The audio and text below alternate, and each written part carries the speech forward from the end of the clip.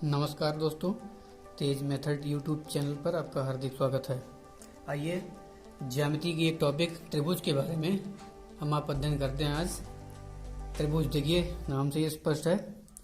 त्रिभुज किसी भी समतल में तीन भुजाओं से बंद आकृति, तीन भुजाओं से बंद आकृति को त्रिभुज कहते हैं। ध्यान दीजिएगा, किसी भी समतल में तीन भुजाओं से बंद आकृति को त्रिभुज कहते हैं। देखिए, हिंदी नाम त्रिभुज है, अंग्रेजी नाम ट्रायंगल होता है। दोनों में बड़ा फर्क है। इसमें तीन भुजाओं की विशेष बात की जाती है, उसमें तीन कोणों की बात की गई है। वैसे त्रिभुज में सही मायने में देखा जाए तो लगभग सब कुछ तीन ही होता है, सब कुछ तीन ही होता है त्रिभुज में सही रूप में।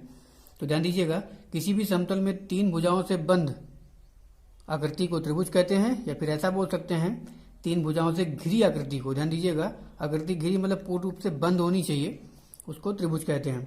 अब ध्यान दीजिए, ये त्रिभुज है। किसी भी रूप में आप त्रिभुज बना सकते हैं, आवश्यक नहीं कि हमेशा ऐसे ही बने। बस तीन भुजाओं से एक बंद आकृति होनी चाहिए। त्रिभुज आप जैसा चाहें वैसा बना दें, कोई दिक्कत नहीं है। बस तीन भुजाओं से आकृति बंद होनी चाहिए, वो त्रिभुज आपका है। अब देखिए, त्रिभुज के बारे में एक महत्वपूर्ण बात कि त्रिभुज में लगभग सब कुछ तीन ही होता है। इसके बारे में हम आपको महत्वपूर्ण बातें बताते हैं। कोई भी दो भुजाएं लीजिए, त्रिभुज की दो भुजाएं जिस बिंदु पे मिलती हैं उसको बोलते हैं त्रिभुज का शीर्ष।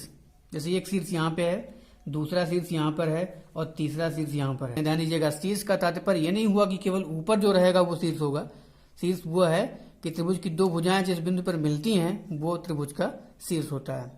ध्यान दीजिए, अब देखिए, त्रिभुज नाम ही है त्रिभुज, तीन भुजाएं जिसमें हो। तो तीन भुजाएं, तो एक भुजा, दूसरी भुजा और ये तीसरी भुजा हो गई। तीन भुजाएं हो गई त्रिभुज की। ठीक, वास्तव में इसमें तीन कोण भी होते हैं। हम दूसरी आकृति बना करके आपको कोणों के बारे में भी बताते हैं। ध्यान दीजिए, अब कोणों के बारे में। अब देखिए, त्रिभुज के तीन शीर्ष होते हैं, कन्फर्म हुआ। एक शीर्ष यहाँ पे, दूसरा शीर्ष ये है, तीसरा शीर्ष ये है। उन्हीं शीर्षों पे त्रिभुज के भीतर एक कोण बनता है, इसी को अंतःकोण भी कहते हैं। इस प्रकार त्रिभुज में कितने अंतःकोण होते हैं? तीन।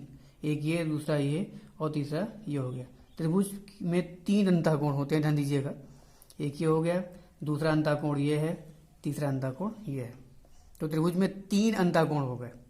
अब देखिए, त्रिभुज में तीन भुजाएं, तीन शीर्ष, तीन अंतःकोण, और भी बातें हम आपको त्रिभुज के बारे में बताते हैं कि उसमें और भी कई चीजें हैं, वो तीन ही होती हैं। त्रिभुज के कई परिगुणों के बारे में भी हम आपको बताएंगे। अब ध्यान दीजिए, तो तीन अंतःकोण तो हो गए। अब त्रिभुज के बाहर भी कोण बनता है, जिसको बहिष्कोण कहते हैं। ध्यान दीजिएगा, तो बहिष्कोण, त्रिभुज की कोई एक भुजा है, इस एक भुजा को आगे बढ़ा देते हैं। ध्यान दीजिए, एक भुजा को आगे बढ़ाइए और त्रिभुज की कोई एक भुजा जब आगे बढ़ाई जाती है तो तब इस प्रकार एक बहिष्कोण बनता है। ये त्रिभुज का बहिष्कोण हो गया। ध्यान दीजिएगा, ये त्रिभुज का बहिष्कोण हो गया। वास्तव में एक पॉइंट पर, एक शीर्ष पर एक बहिष्कोण ही नॉर्मली लेना चाहिए। एक बहिष्कोण आपका ये हो गया। अब देखिए, इधर एक आपने बढ़ाया, दूसरी भुजा है, इस चीज पर अगर आप आए, ध्यान दीजिएगा, तो इस भुजा को आगे नहीं बढ़ा सकते आप, इसको बढ़ाए। अब आपको ये भुजा आगे बढ़ानी पड़ेगी। ध्यान दीजिएगा, ये महत्वपूर्ण बात है, ये भुजा आगे बढ़ेगी। तो इस प्रकार दूसरा त्रिभुज का ये बहिष्कोण हुआ। विशेष ध्यान दीजिएगा, ये महत्वपूर्ण बात है। एक बहिष्कोण आपने इस तरीके से बनाया, दूसरा बहिष्कोण के लिए इस भुजा को आगे नहीं बढ़ा सकते आप। ध्यान दीजिएगा, अभी आप इसी भुजा को आगे बढ़ा सकते हैं। अब तीसरा बहिष्कोण प्राप्त करने के लिए इस भुजा को आगे बढ़ाइए, वो भी इस ओर, इधर आगे बढ़ाइए। ये आपका बना, यहाँ पे बढ़ाने पर ये बना आपका तीसरा बहिष्कोण। तो इस प्रकार त्रिभुज में तीन बहिष्कोण हुए, वो भी शीर्षों पर ही होते हैं। विशेष ध्यान दीजिएगा, इसी क्रम में देखिए, एक तरीके से आपको बढ़ाना पड़ेगा। ये भुजा इधर आगे बढ़ी तो इससे जुड़ी दूसरी भुजा इस ओर आगे बढ़ेगी, और फिर इससे जुड़ी तो तीसरी भुजा है वो इस ओर आगे बढ़ेगी। बढ़ाने का तरीका, खैर बहिष्कोणों को आप और भी एक तरीके से बना सकते हैं, लेकिन एक बार में एक बिंदु पर केवल एक बहिष्कोण ही आप बना सकते हैं। ये विशेष ध्यान दीजिएगा। हम आपको एक और चित्र बना करके बहिष्कोण के बारे में और भी बता रहे हैं, और भी तरीके से बता रहे हैं। देखिए, इस चित्र में बहिष्कोण को एक और तरीके से अब जो है भुजाओं को बढ़ा के बना सकते हैं। ध्यान दीजिएगा, अब देखिए, इस त्रिभुज की एक भुजा कोई लीजिए, चाहे जो भुजा आप लीजिए, मान लीजिए भुजा लेते हैं और इसको इस तरीके से आगे बढ़ा दिए, तो त्रिभुज का एक बहिष्कोण बन गया। अब आपने इसको आगे बढ़ा दिया, इससे जुड़ी इस भुजा को इधर की ओर आगे बढ़ाइए।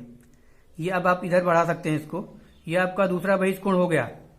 और फिर इससे जुड़ी जो ये भुजा, तीसरी भुजा है, इसको इस ओर आगे बढ़ा दीजिए। ध्यान दीजिएगा, इस प्रकार आप बहिष्कोण प्राप्त कर सकते हैं। तो बहिष्कोणों का एक तरीका है, मतलब एक बिंदु पर एक बार में आप एक ही भुजा को आगे बढ़ा सकते हैं। पहला जो चित्र जो आपने देखा बहिष्कोण बनाने का, वो अलग था, ये अलग है। लेकिन एक बिंदु पर एक बार में केवल एक ही भुजा को जो है एक ही भुजा को आप आगे बढ़ा सकते हैं। और इस प्रकार कुल कितने बहिष्कोण बनते हैं? 3। अंतःकोण तो 3 ही है।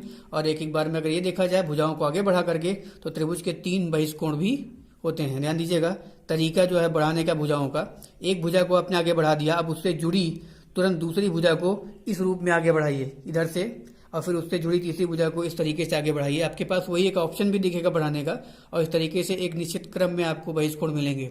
इस प्रकार ये तीनों जो आप देख रहे हैं बाहर बने हुए, एक ये हो गया, दूसरा ये, और तीसरा ये तीनों क्या है? त्रिभुज के बहिष्कोण है। ये महत्वपूर्ण है, ध्यान रखिएगा। त्रिभुज के एक शीर्ष पर 2 भुजाएं तो मिलती हैं, लेकिन एक बार में आप एक ही भुजा को आगे बढ़ाकर बहिष्कोण प्राप्त कर सकते हैं। इस वीडियो में इतना ही। और त्रिभुजों के कुछ प्रगुण, विशेष गुण हैं, गुणों का इस्तेमाल जो है प्रश्नों को हल करने में होता है, उसके बारे में हम आपको बेहतर तरीके से बताएंगे अगले वीडियो में। धन्यवाद। जय हिंद, जय भारत।